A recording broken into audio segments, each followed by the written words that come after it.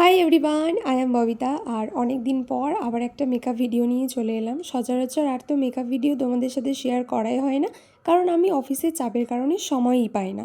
অফিসের একটা week of থেকে আজকের একটু তাড়াতাড়ি সময় বের করে ভাবলাম যে না, আজকের আমি একটা মেকআপ ভিডিও শ্যুট করব আর সেটা তোমাদের সাথে শেয়ার করব।